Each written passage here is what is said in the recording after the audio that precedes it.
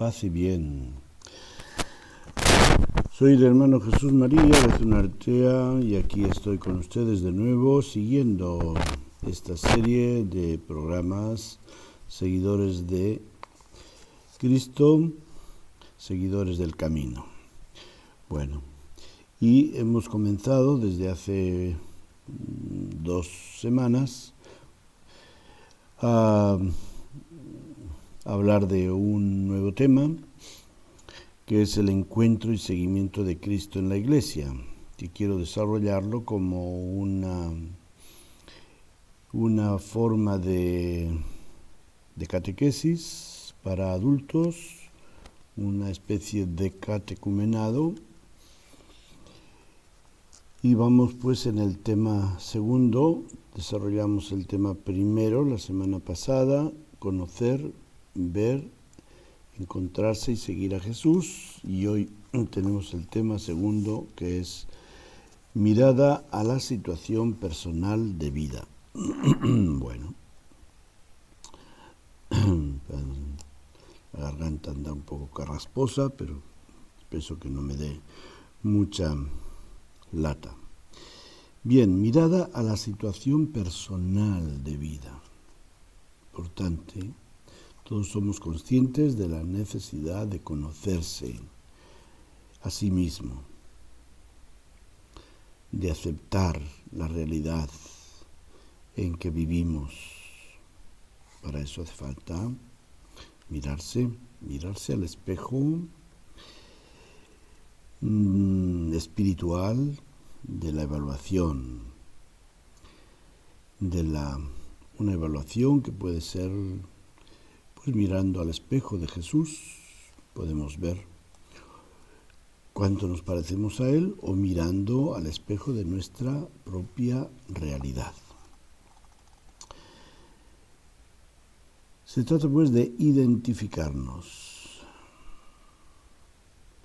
frente a la llamada del Señor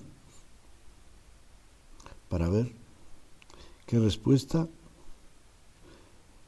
queremos dar o hemos dado y lo que nos queda todavía por hacer. En este tema queremos mirar de frente a nuestra realidad personal y para ello recordar a algunas personas que tuvieron la gracia de encontrarse con Jesús y por ese encuentro dieron un giro total a su vida. Estas personas fueron personas que sufrían, otras que se sentían incapaces de superar su situación de salud, pero cuando tuvieron la oportunidad de encontrarse con Jesús, la aprovecharon al máximo. La mirada a la situación personal que hoy les invito a hacer supone que tengamos la suficiente humildad para reconocer que algo en mi vida me duele, que algo en una ocasión u otra me impide ser realmente feliz. Y por ello, en mí, en ti, hay una necesidad de buscar a Dios, de tener una comunión mayor con Él. Todo ello lo podemos entender desde la naturaleza vulnerable del ser humano, tanto en su constitución física como psicológica y espiritual. De esa vulnerabilidad provienen los miedos, las hostilidades, la inseguridad, los prejuicios, la envidia, la avaricia, las desigualdades, etcétera. Todo eso que interfiere en el camino de nuestra felicidad incluso en el camino de nuestra autorrealización. En los textos bíblicos vamos a ver situaciones de exclusión. Por ejemplo, en el caso del leproso, curado por Jesús, del centurión, cuyo siervo también está enfermo y Jesús lo cura con su palabra, la suegra de Pedro, situaciones de exclusión religiosa, de exclusión étnica y familiar. El leproso es excluido religiosamente, es como excomulgado de la comunidad. Tiene que vivir aparte, alejado, no se puede mezclar con nadie, con ningún grupo humano. La exclusión étnica es con el centurión romano porque él es un pagano, es un romano, y pues no, los judíos no pueden ni siquiera entrar en su casa. O la exclusión familiar, también en las familias se dan exclusiones o discriminaciones, y entre ellos, pues hasta el día de hoy, la suegra es una de las personas, uno de los miembros de la familia que goza de peor fama o de peor situación ante los demás. También vamos a ver en estas curaciones y en estas personas con las cuales se encuentra Jesús, situaciones de parálisis corporal y espiritual, de sordera, de ceguera, de la mujer que sufre flujo de sangre, situaciones que simbolizan otras tantas condiciones paralelas, espirituales, de incapacidad para hacer el bien, para escuchar la palabra de Dios, para ver y comunicarse adecuadamente con los demás y para ser dueño de la propia vida. Así que vamos a ver un poquito estos pasajes que el Evangelio nos ofrece y en el que Jesús pues aparece allí como el hombre que hace el bien a todos, sin distinciones, sin exclusiones, sin discriminaciones. En el capítulo 8, el inicio del capítulo 8, bueno, el inicio casi, una gran parte del inicio, aquí tenemos todas estas curaciones que os he mencionado. Primeramente, tenemos al leproso que se atreve a acercarse a Jesús y le dice: Señor, si quieres puedes limpiarme. Y Jesús, sin hacer ningún signo de menosprecio, de asco, de prevención ante él, dice, extendió la mano y le tocó y le dijo: quiero, queda limpio. Fijaos, Jesús no solamente no hace ningún signo de prevención o de susto ante él que se acerca, sino que le extiende la mano y lo toca.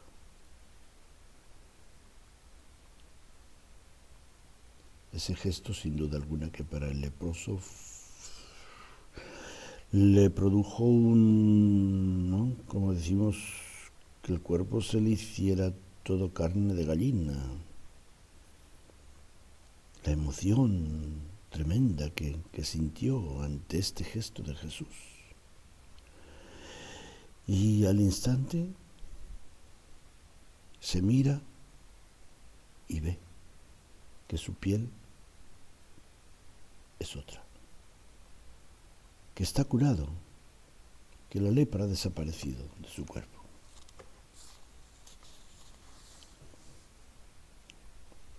Y Jesús le dice que vaya a presentarse a los sacerdotes para que al templo, al que esté de turno,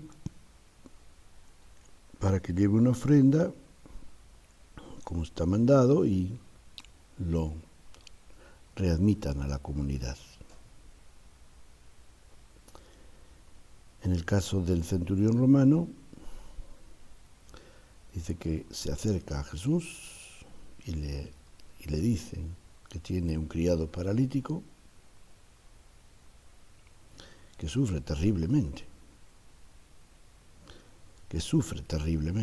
Este es el punto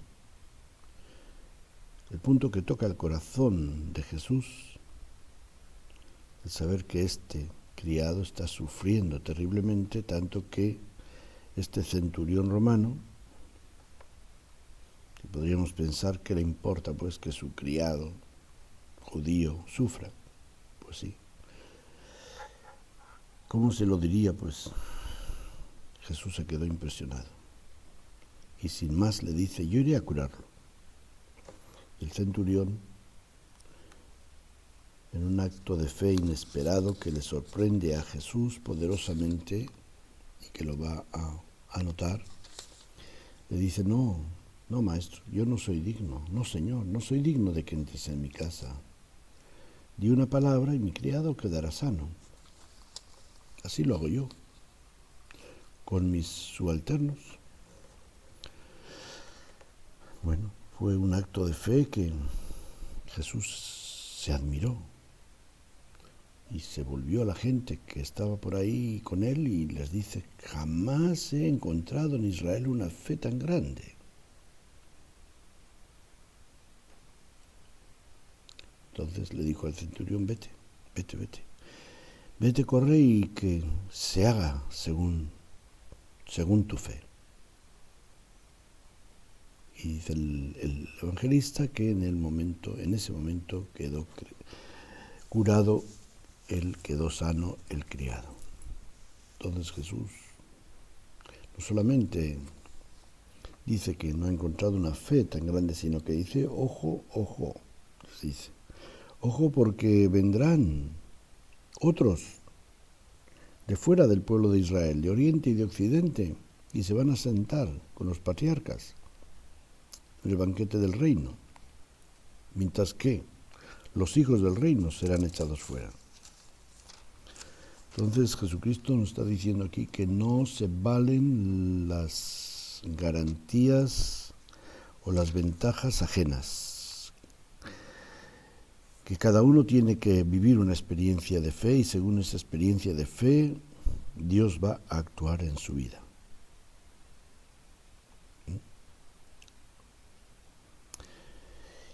Y el tercer caso, el caso de la suegra de Pedro,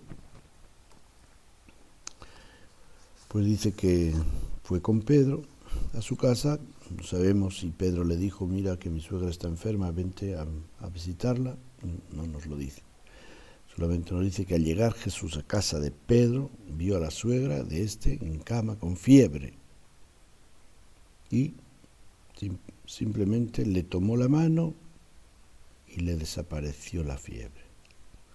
Le tomó la mano y desapareció la fiebre. Qué amor. Qué amor el de Jesús. Qué condescendencia, qué atención le prestó a esta mujer para que se sintiera recuperada. Dio, sin duda alguna, un suspiro así profundo y sintió también que su cuerpo recobraba la energía tanto así que se levantó y se puso a servirlos. Bueno, y pues para resumir todo eso, dice Mateo, el primer evangelio, que al atardecer le trajeron muchos endemoniados, expulsó a los espíritus con su palabra y curó a todos los enfermos, cumpliendo la palabra del profeta Isaías, que anuncia que el Mesías tomará nuestras flaquezas, cargará con nuestras enfermedades. Allí está, en los cánticos de Yahvé, concretamente el capítulo 53 del profeta Isaías. Bueno, eso es en el capítulo 8, pero luego tenemos en el capítulo 9 del mismo Evangelio de Mateo, tenemos la curación de un paralítico. Es un caso curioso, ¿verdad? Que dice que le trajeron un paralítico tendido en una cama y viendo la fe que tenían, dijo al paralítico: ánimo, hijo, tus pecados quedan perdonados. Es un caso que nos lo traen, que nos lo cuentan también los otros evangelistas. Concretamente, el Evangelio de Marcos, en el capítulo 2, hay algunos detalles diferentes, ¿verdad? El capítulo 2, versículo 1 al 12, vamos a ver. Resulta que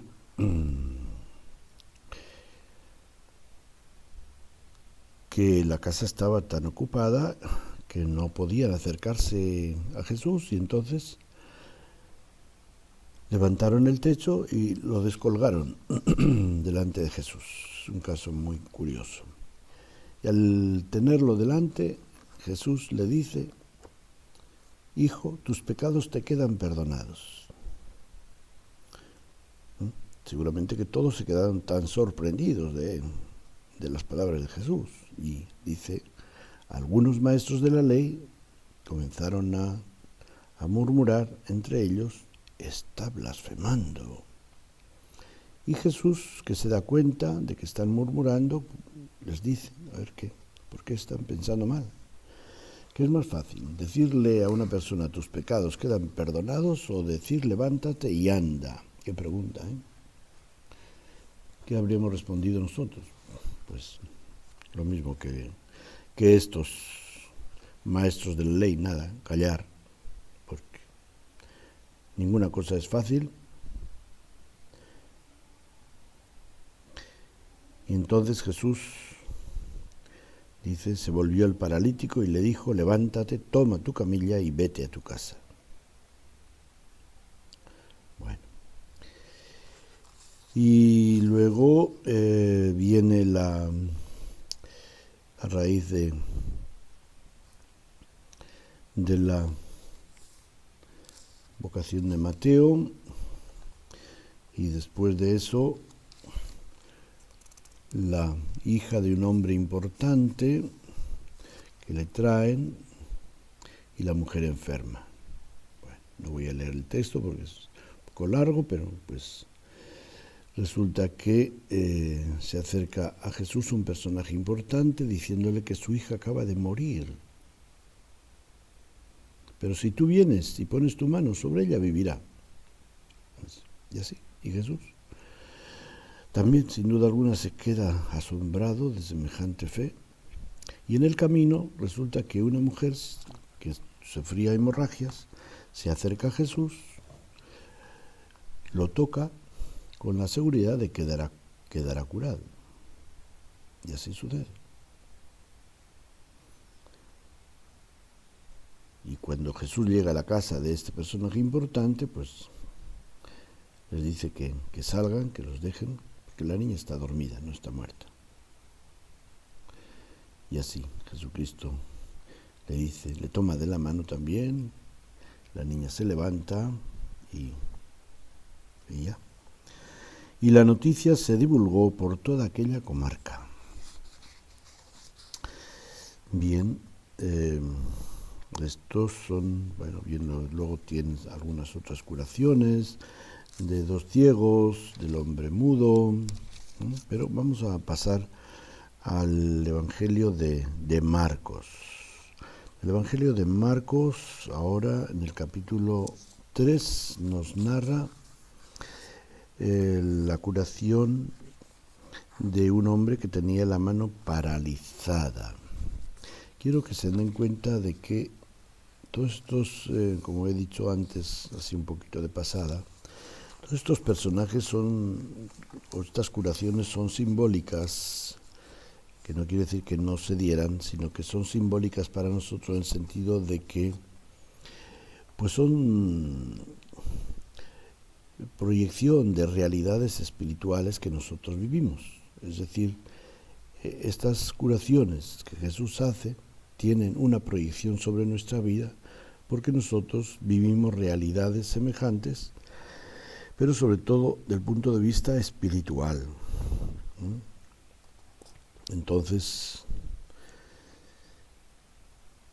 por ejemplo, pues el flujo de sangre es el símbolo de la vida.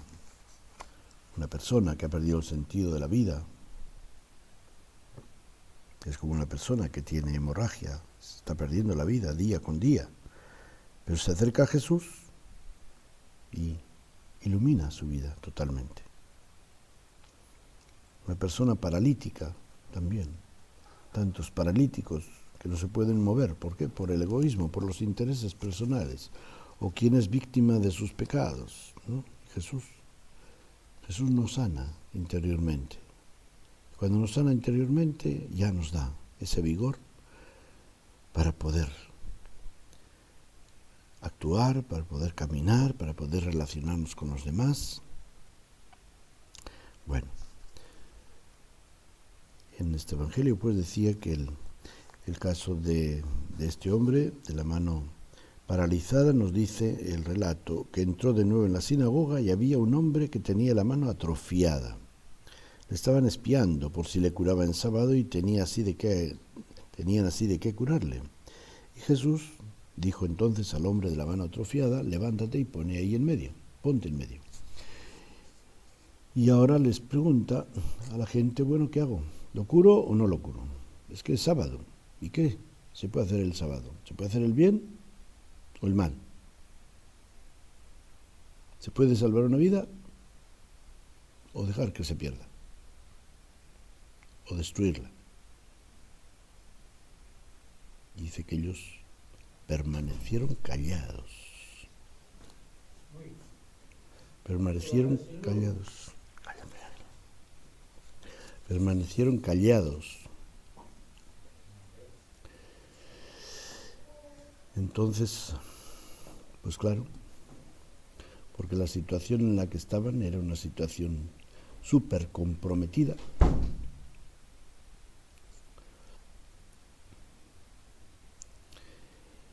Y mirándoles, dice Jesús, con indignación y apenado por la dureza de su corazón, le dijo al hombre: extiende la mano. ¿Qué iban a decir los pobres? Entre hacer el bien o hacer el mal, pues no querían decir que se podía hacer el bien porque ellos eran celosos del sábado y caían en situaciones tan ridículas como esa, que por guardar el sábado pues podrían dejar a alguien que perdiera la vida. Bueno, pues esta es una situación que nosotros también la tenemos que ponderar. Jesucristo en otra ocasión semejante dirá pues como la ley está hecha para el hombre y no el hombre para el sábado. Luego tenemos en este Evangelio, capítulo 7, el caso de la curación de una pagana y de un tartamudo, sordo, y la curación de un ciego. Bueno, curación de una pagana, que ahí está la discusión, que Jesús le dice que no, y la mujer insiste y que sí, pues que aunque sean las migajas de la mesa, que le dejen aprovecharse de su poder, de su gracia, de su vida, ¿no?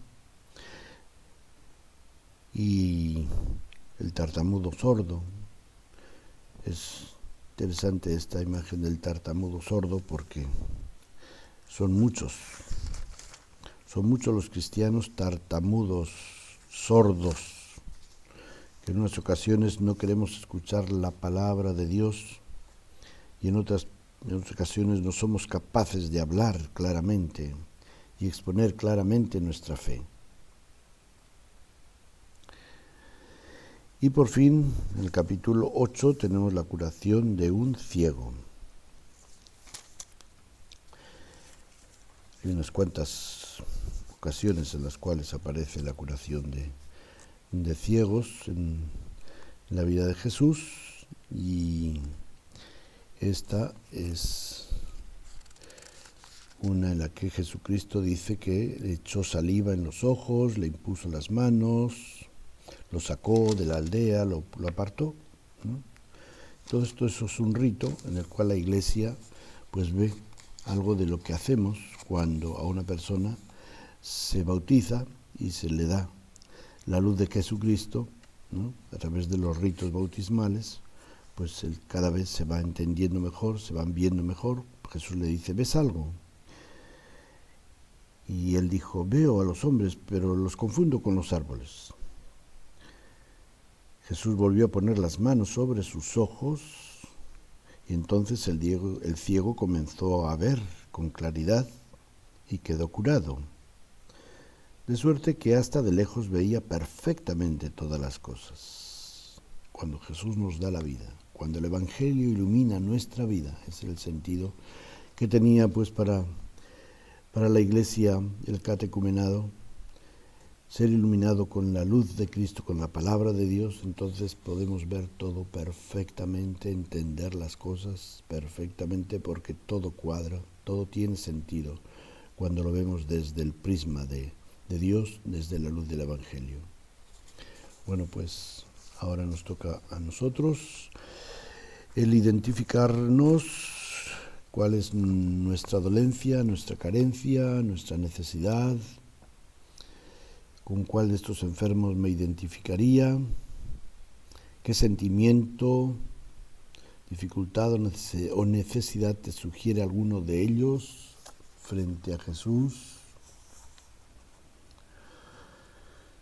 Y bueno, pues esto tú lo puedes hacer personalmente, examinándote cuál es ese aspecto de tu vida en el cual tú quisieras, si tuvieras a Jesús delante, decir, Señor, esto tengo. Señor, cúrame. Señor, dame. Dame la luz, dame la salud, dame el coraje, lo que realmente sienta cada uno, sintamos que es la necesidad concreta en nuestra vida. Y bueno, pues para concluir, les recomiendo que recen el Salmo 116, según la numeración de la Biblia, 116.